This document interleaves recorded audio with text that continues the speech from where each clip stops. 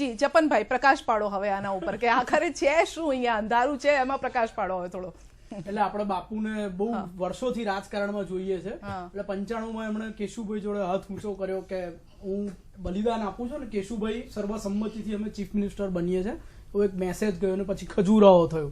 આપણે જોયું કે બાપુનું જે મેઇન સ્ટ્રેન્થ છે એમના એમએલએસ છે કે એટલા બધા પોતાના લોયલ પર્સનલી લોયલ લોકોને ટિકિટ અપાઈ હોય બાપુએ. ટિકિટની સિઝનમાં ઇઝ સૌથી બાપુ તમે જુઓ તો એકદમ પૂર બહારમાં હોય, મેક્સિમમ પોતાના લોયાલિસ્ટ પાછા જીતે પણ ખરા એવા લોકો હોય, અનફેર ના હોય, એમને ટિકિટ અપાવે અને પછી જયારે ચૂંટાઈ જાય પછી બાપુ એમનું ધાર્યું કરી શકે છે. 20-25 એમએલએ નું એમનું ગ્રુપ પર્સનલ ગ્રુપ હોય અને ત્યારથી માંડીને અત્યારે કોંગ્રેસમાં છે ત્યારે પણ એ જ ચાલે છે. એટલે બાપુએ આજે જે કહ્યું છે એમાં સૂર એ દેખાય છે કે એકવાર બધા ધારાસભ્યો ચૂંટાઈ જાય પછી એ જે નક્કી કરે એ સીએમ. અને મને લાગે છે ટિકિટની સિઝનમાં બાપુનો ફરીથી આ વખતે એ જ પ્લાન હશે દર વખતની જેમ કે મારા મેક્સિમમ લોયાલિસ્ટને ટિકિટ મળે, મારું 20-25 એમએલએ નું પર્સનલ ગ્રુપ હોય, મિનિમમ 20-25 કહું છું, એમાં કોઈ કાતર ના મારી શકે અને હું એ ગ્રુપને આધારે પછી મારે લીડર ઓફ ઓપોઝિશન બનવું હોય કે મારે ચીફ મિનિસ્ટર બનવું હોય.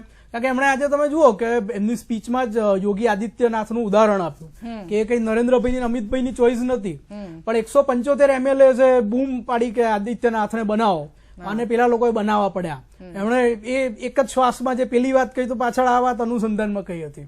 એટલે he is very much in race of chief મિનિસ્ટરશીપ.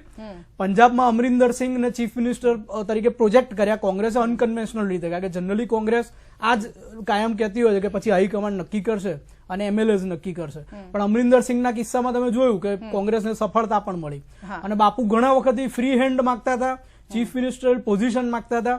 અને આ પંજાબનું થયું પછી એમની જે ઓનલાઈન ટીમ છે એ કહે છે કે મારી ઓનલાઈન ટીમ નથી, એમની ટીમ એવું કહે છે. પણ એક ફેસબુક પેજ ઉભું થયું બાપુ ફોર સીએમ, લગભગ 1 લાખ કરતા વધારે ફોલોઅર્સ અને એનો સ્પોન્સર્ડ ફીચર એડવર્ટોરિયલ ફીચર સાથે ફેસબુકમાં પોલ થયો કે વિજય રૂપાણી ચીફ મિનિસ્ટર પદે જોઈએ છે કે બાપુ. હવે પાર્ટીએ તો બાપુને અસાઇન કર્યા નથી ઓફિશિયલી, તો પોલ ક્યાંથી થયો?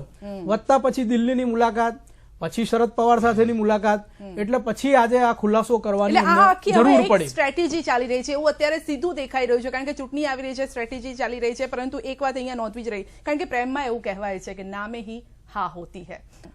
પાછલા ઓગસ્ટમાં ગુરુદાસ કામતે કહ્યું હતું કે અમે ડિસેમ્બરમાં ઉમેદવારો જાહેર કરી દઈશું અને ઓગસ્ટની 31મી સુધી જેમણે ચૂંટણી લડવી હોય કોંગ્રેસમાંથી એ લોકો પોતાના બૂથના 15 મેમ્બર્સના ફોન નંબર અને સરનામા સાથેની વિગત સાથે એમનું પોતાનું આવેદન આપી શકશે કે અમારે ચૂંટણી લડવી છે. હવે ગયા ઓગસ્ટમાં મંગાવ્યું હતું લિસ્ટ, ડિસેમ્બરમાં જાહેર કરવાનું હતું અને આજે જયારે એમને લાગ્યું કે ઉત્તર પ્રદેશના આ બધા રિઝલ્ટ પછી અને આપણે ઓગસ્ટમાં એ લોકોના આવેદન લઈ લીધા છે, લોકો પૂછે છે કે ભાઈ એનું થયું શું, ડિસેમ્બરમાં જાહેર નથી કર્યું તો આટલા વિલંબ પછી ડિમોરલાઇઝ થઈ જશે આપણી કેડર કે જે કોર કેડર કે ચૂંટણી લડવા માંગે છે. એટલે પછી આ સંમેલન હેફેઝાર્ડલી બોલાવવામાં આવ્યું એવું સ્પષ્ટ દેખાય છે. એટલે પહેલા તો કોંગ્રેસે બેન બહુ ઉશ્કેરાઈ ગયા હતા, રાજકોટ વાળા જે ભાઈ હતા એમની કોમેન્ટમાં, પણ એક તો ખરેખર આત્મચિંતન કરવા જેવું છે ને એ તો પોતે પણ સ્વીકાર કરશે. બીજું તમને કહું કે આદિવાસીઓ, મેં ગઈ વખતે અહીંયા ચર્ચામાં કહ્યું હતું કે લોકસભામાં જયારે નરેન્દ્રભાઈ નો પીક અહીંયા હતો 26 સીટ ભાજપ જીતી, ત્યારે એને વિધાનસભા વાર જોઈએ તો 17 સીટોમાં કોંગ્રેસ આગળ હતી એ વખતે, માત્ર 17 182 માંથી. હવે એમાં 9 આદિવાસી એરિયાની સીટ હતી. એટલે આદિવાસીઓએ આટલા પીક ગાળામાં જયારે ભાજપને 165 એસેમ્બલી સેગમેન્ટમાં બહુમત મળી, 2014ની લોકસભાની વાત છે, ત્યારે પણ 9 સીટોમાં કોંગ્રેસને આગળ રાખી હતી. હવે એ આદિવાસીઓમાં યાત્રા લઈ જવાનું આયોજન હતું અને એ આયોજન પછી ખોરંભે ચડી ગયું, જે લોકો આટલા પડખે રહ્યા છે. અને ભાજપે યાત્રા કાઢી અને પછી આ લોકોએ હેફેઝાર્ડલી જાહેર કર્યું કે હવે અમે એપ્રિલમાં યાત્રા કાઢીશું. ના ના, પણ પાછલી વખતે ના થઈ શકે તો સ્વીકાર કરવો પડે ને, આપણા સંગઠનની નબળાઈનો સ્વીકાર કરવાની વાત છે. એટલે આદિવાસી યાત્રા ના થઈ શકે, દરેક વસ્તુ હેફેઝાર્ડ એટલે શું? સારું, એફએઝાર્ડલી નહીં પણ ગઈ વખતે ના થઈ શકી ને, અને પછી પાછું એપ્રિલમાં જાહેર કરવી પડી અને વચ્ચે ભાજપે કરી નાખ્યો કાર્યક્રમ એ વિસ્તારોમાં કે જે વિસ્તારો આટલી પડખે રહે આટલા પીકમાં કોંગ્રેસની સાથે. એટલે કોંગ્રેસે ક્યાંક આત્મચિંતન કરવાની જરૂર છે. એમાં આ બધા સાથે હું સંમત થઉં છું. વખતે પણ થશે, તમે લખીને રાખો.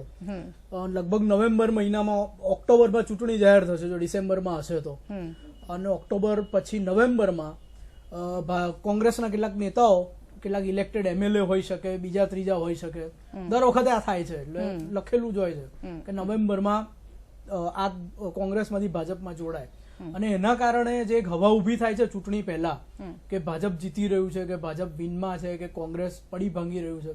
તમને ગયા વખતનું 2012 એટલા બધા નામો હું ગણાવી શકું. લાલસિંહ વડોદરિયા થી માંડીને નરહરી અમીન થી માંડીને સંમેલનો થયા હતા, જીપીસીસીના ઓફિસના કાચ તૂટ્યા હોય, અસારવાના ટિકિટના પ્રશ્ને મંગલ સૂરજ કમલકર હોય, ઘણા બધા ગણાવી શકું નામ ને ઘણા બધા ઉદાહરણો એની પહેલાની ચૂંટણીના. એટલે એ ટફ હોય છે કોંગ્રેસ માટે નવેમ્બરનો પીરિયડ, કે જ્યારે ભાજપ આ હલ્લાબોલ બોલાવે છે અને કેટલાક લોકો અહીંથી ત્યાં જોડાય છે. તો આને કેવી રીતે એટલે આને કેવી રીતે લઈ શકાય કે કોંગ્રેસ સાચવી નથી શકતી કે પછી ભાજપની આ સ્ટ્રેટેજી કામ કરી જાય છે? મને લાગે છે કે લોકોને એમ લાગે કે ભાજપ વિનમાં જ છે, જીતવાની જ છે, અને આપણા વિસ્તારના ઇક્વેશન્સ ભાજપની તરફેણમાં બેસી રહ્યા છે. આપણને ટિકિટ નથી મળવાની એવું કોઈને લાગે.